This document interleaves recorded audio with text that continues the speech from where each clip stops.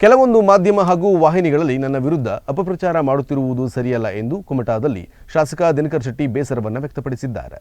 ಕುಮಟಾದಲ್ಲಿ ಮಾಧ್ಯಮದವರೊಂದಿಗೆ ಮಾತನಾಡಿದ ಶಾಸಕ ದಿನಕರ್ ಶೆಟ್ಟಿ, ಕುಮಟಾ ಕ್ಷೇತ್ರದಲ್ಲಿ ಬೇರೆ ಪಕ್ಷದಿಂದ ಬಂದವರಿಗೆ ಮುಂದಿನ ದಿನಗಳಲ್ಲಿ ಅವಕಾಶ ನೀಡಬಾರದು ಎನ್ನುವುದು ನನಗಂತೂ ಬೇಸರ ತಂದಿದೆ.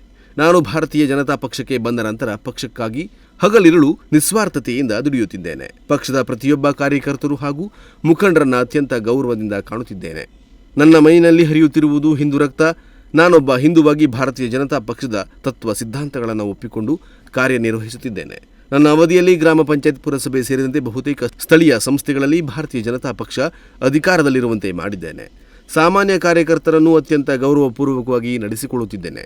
ನಿನ್ನೆ ಹೊಸಬಾಳೆಯವರು ಕುಮಟಾಕ್ಕೆ ಬಂದ ಸಂದರ್ಭದಲ್ಲಿ ನೀಡಿರುವ ಹೇಳಿಕೆಯನ್ನು ತಪ್ಪಾಗಿ ಅರ್ಥೈಸಿಕೊಳ್ಳಲಾಗಿದೆ. ಇನ್ನು 3 ವರ್ಷ ಅವಧಿ ಇದೆ, ಅದರ ಬಗ್ಗೆ ಚರ್ಚೆ ಬೇಡ ಎಂದು ಅವರು ಹೇಳಿದ್ದಾರೆ.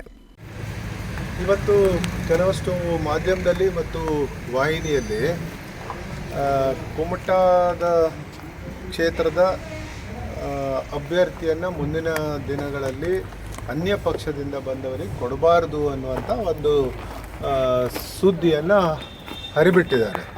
ಇದು ಪ್ರಾಮಾಣಿಕವಾಗಿ ನನಗಂತೂ ವಿಶ್ವಾಸ ಇಲ್ಲ. ಮತ್ತು ಏನು ನಮ್ಮ ಹೊಸಬಾಳೆ ಅವರು ಬಂದಂಥ ಹೊಸಬಾಳೆಯವರು ಕುಮಟಾಗೆ ಬಂದಂಥ ಸಂದರ್ಭದಲ್ಲಿ ಈ ವಿಷಯ ಚರ್ಚೆನೇ ಆಗಲಿಲ್ಲ ಎನ್ನುವಂಥದ್ದು ಸಹ ನನ್ನ ಗಮನಕ್ಕೂ ಬಂದಿದೆ. ಮತ್ತು ಅವ್ರ ಹತ್ರ ಯಾರೋ ಮಾತಾಡಿದವಾಗ ಹೊಸಬಾಳೆ ಅವರು ಹೇಳಿದ್ರಂತೆ ಇನ್ನೂ 3.5 ವರ್ಷ ಇದೆ, ಯಾಕೆ ಅದ್ರ ಬಗ್ಗೆ ಈಗಲೇ ಚರ್ಚೆ ಮಾಡೋದು, ಚರ್ಚೆ ಅವಶ್ಯಕತೆ ಇಲ್ಲ ಅನ್ನುವಂಥ ಮಾತು ಹೇಳಿದ್ದಾರೆ ಒಂದು ಕಡೆ. ಇನ್ನೊಂದು ಕಡೆ ನಾನು ಪಕ್ಷಕ್ಕೆ ಬಂದು ಇವತ್ತು ಸುಮಾರು 8 ವರ್ಷ ಆಗಿದೆ. 2 ಬಾರಿ ಗೆದ್ದಿದ್ದೇನೆ, ಭಾರತೀಯ ಜನತಾ ಪಕ್ಷದ ವತಿಯಿಂದ ಗೆದ್ದಿದ್ದೇನೆ. ಹಿಂದಿನ ಸಾರಿ ನನಗೆ 2ನೇ ಬಾರಿ ಯಾರು ನನಗೆ ಸೀಟ್ ಸಿಗೋದಿಲ್ಲ ಮತ್ತು ಸೀಟ್ ಸಿಕ್ಕಿದ ನಂತರ ಗೆಲ್ಲೋದಿಲ್ಲ ಅನ್ನುವಂಥವರು ಅದೇ ಅಪಪ್ರಚಾರ ಏನು ಮಾಡಿದ್ರು ಅವರೇ ಇದನ್ನು ಇವತ್ತು ಹರಿಬಿಟ್ಟಿದ್ದಾರೆ ಅನ್ನುವಂಥದ್ದು ನನ್ನ ಗೊತ್ತಿದೆ. ಈಗಾಗಲೇ ನಾನು ಭಾರತೀಯ ಜನತಾ ಪಕ್ಷಕ್ಕೆ ಬಂದು 8 ವರ್ಷಗಳಾಗಿವೆ. 2 ಬಾರಿ ಶಾಸಕನಾಗಿ ಆಯ್ಕೆಯಾಗಿದ್ದೇನೆ. ಹಿಂದಿನ ಬಾರಿ ನನಗೆ 2ನೇ ಬಾರಿ ಯಾರೂ ಸೀಟು ಸಿಗೋದಿಲ್ಲ, ಸಿಕ್ಕಿದರೂ ಗೆಲ್ಲುವುದಿಲ್ಲ ಎಂದು ಅಪಪ್ರಚಾರ ಮಾಡಿದ್ದರೋ ಅವರೇ ಇವತ್ತು ಈ ಸುದ್ದಿಯನ್ನು ಹರಿಬಿಟ್ಟಿದ್ದಾರೆ ಎಂಬುದು ನನ್ನ ಸಂದೇಹ. ಅವರು ಮೊದಲು ನಾನು ಮಾಡಿದ ಒಳ್ಳೆಯ ಕಾರ್ಯಗಳನ್ನು ಪರಿಶೀಲನೆ ಮಾಡಿಕೊಳ್ಳಲಿ ಎಂದು ಟಾಂಗ್ ಕೊಟ್ಟರು. ಯಾವುದೇ ಕಾರಣಕ್ಕೂ ಪಕ್ಷ ವಿರೋಧಿ ನೀತಿಯನ್ನು ಅನುಸರಿಸಿಲ್ಲ. ಪಕ್ಷ ಯಾವುದೇ ರೀತಿಯ ಸೂಚನೆ ನೀಡಿದರೂ ಪಾಲಿಸಿದ್ದೇನೆ. ಕಳೆದ ಬಾರಿ 2024ರ ವಿಧಾನಸಭೆಯ ಚುನಾವಣೆ ಸಂದರ್ಭದಲ್ಲಿ ಟಿಕೆಟ್ಗಾಗಿ ಯಾವುದೇ ಲಾಬಿ ಮಾಡಿಲ್ಲ. ಟಿಕೆಟ್ ಪಡೆಯಲು ದೆಹಲಿ ಅಥವಾ ಬೆಂಗಳೂರಿಗೆ ಹೋಗಿ ಪ್ರಯತ್ನಿಸಿಲ್ಲ. ಮನೆಯಲ್ಲೇ ಕುಳಿತಾಗ ಟಿವಿಯಲ್ಲಿ ನನಗೆ ಟಿಕೆಟ್ ಸಿಕ್ಕ ವಿಚಾರ ತಿಳಿದು ಕಾರ್ಯಪ್ರವೃತ್ತನಾದೆ. ಈ ರೀತಿ ಅಪಪ್ರಚಾರ ಮಾಡುವವರು ನನ್ನ ಪಕ್ಷದವರೇ ಎನ್ನುವುದು ಖೇದಕರ ಸಂಗತಿ. ನನಗೆ ಪಕ್ಷ ಮುಖ್ಯ ಎಂದು ಹೇಳಿದರು.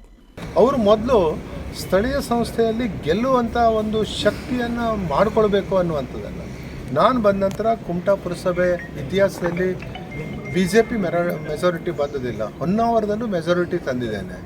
ಗ್ರಾಮ ಪಂಚಾಯತಲ್ಲಿ ಸಾಕಷ್ಟು ಕಡೆ ಗ್ರಾಮ ಪಂಚಾಯತದ ಸದಸ್ಯರನ್ನು ಗೆದ್ದು ಗ್ರಾಮ ಪಂಚಾಯತ್ ಅಧ್ಯಕ್ಷರನ್ನು ಮಾಡಿದ್ದೇವೆ, ಮುನ್ಸಿಪಾಲ್ಟಿಯಲ್ಲಿ ಅಧ್ಯಕ್ಷರನ್ನು ಮಾಡಿದ್ದೇವೆ, ಹೊನ್ನಾವರದಲ್ಲಿ ಮಾಡಿದ್ದೇನೆ. ಎಲ್ಲ ನನ್ನ ಶಕ್ತಿಯನ್ನು ನಾನು ಬಳಸ್ಕೊಂಡಿದ್ದೇನೆ. ಎಲ್ಲ ಕಾರ್ಯಕರ್ತರು ನನಗೆ ಶಕ್ತಿ ತುಂಬಿದ್ದಾರೆ. ನಮ್ಮ ಕಾರ್ಯಕರ್ತರು ಎಲ್ಲರೂ ಒಕ್ಕಟ್ಟಾಗೇ ಇದ್ದಾರೆ. ಕಾರ್ಯಕರ್ತರು ಯಾರೂ ನನ್ನ ವಿರುದ್ಧನೂ ಇಲ್ಲ, ಪಕ್ಷದ ವಿರುದ್ಧನೂ ಇಲ್ಲ. ನಾನು ಪಕ್ಷದ ವಿರುದ್ಧ ಯಾವುದೇ ಕೆಲಸ ಮಾಡಿದ್ದು ಇತಿಹಾಸನೂ ಇಲ್ಲ.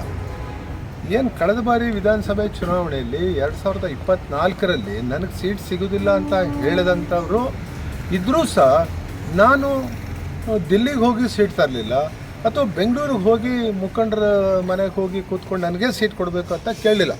ಕುಮಟಾದಲ್ಲಿ ನನ್ನ ಮನೆಯಲ್ಲೇ ಕೂತ್ಕೊಂಡಿದ್ದೆ. ಸೀಟ್ ನನ್ನ ಮನೆ ಬಾಗಿಲಿಗೆ ಟಿವಿಯಲ್ಲಿ ಅನೌನ್ಸ್ ಆಯಿತು, ಕುಮಟಾಕ್ಕೆ ದಿನಕರ್ ಶೆಟ್ಟಿ ಅಭ್ಯರ್ಥಿ ಅನ್ನುವಂಥದ್ದು. ಇಷ್ಟಿದ್ದಾವಾಗಲೂ ಇಂಥ ಅಪಪ್ರಚಾರ ಮಾಡುವಂಥದ್ದು ನಮ್ಮ ಪಕ್ಷದವರೇ, ಬೇರೆ ಪಕ್ಷದವರಲ್ಲ, ನಮ್ಮ ಪಕ್ಷದವರಿಗೆ ಇದನ್ನು ನಾನು ಹೇಳಲಿಕ್ಕೆ ಬಯಸ್ತೇನೆ. ಅದು ಅವ್ರಿಗೆ ಒಳ್ಳೆಯದಲ್ಲ. ಬಹಳಷ್ಟು ಅಭಿವೃದ್ಧಿ ಕಾರ್ಯ ಮಾಡಿದ್ದೇನೆ. ರಾಜ್ಯದಲ್ಲಿ ನಮ್ಮ ಪಕ್ಷದ ಸರ್ಕಾರ ಅಧಿಕಾರಕ್ಕೆ ಬರಬೇಕು ಎಂಬುದು ನನ್ನ ಆಶಯ. ನನಗೆ ಶಾಸಕನಾಗಬೇಕು ಎನ್ನುವ ವ್ಯಾಮೋಹವಿಲ್ಲ. ಅಧಿಕಾರ ಇದ್ದರೂ ಇಲ್ಲದಿದ್ದರೂ ಹಿಂದುತ್ವಕ್ಕಾಗಿ ಕೆಲಸ ಮಾಡುವೆ. ನಮ್ಮ ನೆಚ್ಚಿನ ಪ್ರಧಾನಿ ಮೋದಿಯವರ ನೆರಳಲ್ಲಿ ರಾಜಕಾರಣ ಮಾಡುವ ಇರಾದೆ ಹೊಂದಿದ್ದೇವೆ. ಕಾರಣ ನನ್ನ ವಿರುದ್ಧ ಅಪಪ್ರಚಾರ ಮಾಡುವವರು ಇನ್ನಾದರೂ ವಾಸ್ತವಿಕತೆ ಅರಿತುಕೊಳ್ಳಲಿ ಎಂದು ಹೇಳಿದರು. ಪಕ್ಷ ಎಲ್ಲರೂ ಕೂಡಿ ಕಟ್ಟಬೇಕಾಗದೆ. ಅದೆಲ್ಲದಕ್ಕಿಂತ ಮುಖ್ಯ ನನಗೆ ಹಿಂದೂ ಧರ್ಮದ ಬಗ್ಗೆ ನಾನು ಹೋರಾಟ ಮಾಡುವವನು, ಹಿಂದುತ್ವದ ಬಗ್ಗೆ. ನನಗೆ MLA ಆಗ್ತೇನೋ ಬಿಡ್ತೇನೋ ನನಗೆ ಗೊತ್ತಿಲ್ಲ. ಆದರೆ ಮೋದಿ ಹಿಂದುತ್ವ ಮತ್ತು ಮೋದಿಯವ್ರ ಕೈ ಬಲಪಡಿಸುವಂಥ ಕೆಲಸ ನನಗೆ ಮಾಡಬೇಕಾಗಿದೆ. ನಮ್ಮ ದೇಶ ಕಟ್ಟುವಂಥ ಕೆಲಸ, ರಾಜ್ಯದಲ್ಲಿ ಭಾರತೀಯ ಜನತಾ ಪಕ್ಷ ಅಧಿಕಾರಕ್ಕೆ ಬರೋದ್ರ ಬಗ್ಗೆ ಎಲ್ಲ ಕಾರ್ಯಕರ್ತರನ್ನು ವಿಶ್ವಾಸಕ್ಕೆ ತಗೊಂಡು ನನ್ನ ಅವಧಿಯಲ್ಲಿ ಆದಂಥ ಅಭಿವೃದ್ಧಿ ಕೆಲಸಗಳು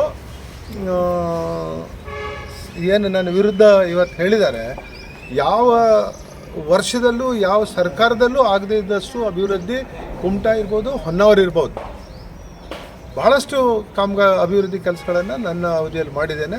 ಎಲ್ಲೂ ನನ್ನ ಮೇಲೆ ಚಾರ್ಜ್ ಇಲ್ಲ ಅನ್ನುವಂಥದ್ದು, ಯಾರೂ ನನ್ನ ಮೇಲೆ ಚಾರ್ಜ್ ಮಾಡುವಂಗಿಲ್ಲ. ಆ ರೀತಿ ಪ್ರಾಮಾಣಿಕವಾಗಿ ನಾನು ಕೆಲಸ ಮಾಡಿದ್ದೇನೆ. ಮುಂದೂ ಸಹ ನಾವು ಪಕ್ಷದ ಏನು ಅಣತಿ ಇದೆ, ಪಕ್ಷ ಏನು ನನಗೆ ಹೇಳ್ತದೆ ಆ ಕೆಲಸ ನಾನು ಮಾಡುವನು ಅನ್ನುವಂಥದ್ದನ್ನು. ನನಗೆ MLA ಆಗಬೇಕು ಅನ್ನುವಂಥದ್ದೇನು ಇಲ್ಲ, MLA ಇಲ್ಲದೇ ಇದ್ದರೂ ನಾನು ಹಿಂದುತ್ವದ ಬಗ್ಗೆ ಹೋರಾಟ ಮಾಡುವನು ಅನ್ನುವಂಥದ್ದನ್ನು ಸ್ಪಷ್ಟಪಡಿಸ್ಲಿಕ್ಕೆ ಬಯಸ್ತೀನಿ. ಈ ವೇಳೆ ಮಾಜಿ ಪುರಸಭಾಧ್ಯಕ್ಷೆ ಮೋಹಿನಿಗೌಡ, ಮಿರ್ಜಾನ್ ಗ್ರಾಮ ಪಂಚಾಯತ್ ಸದಸ್ಯ ಗಣೇಶ್ ಅಂಬಿಗ, ಸುಭಾಷ್ ಅಂಬಿಗ, ಲಕ್ಷ್ಮಣ ಅಂಬಿಗ ಇನ್ನಿತರರು ಉಪಸ್ಥಿತರಿದ್ದರು. Nudisiri news desk Honnavar.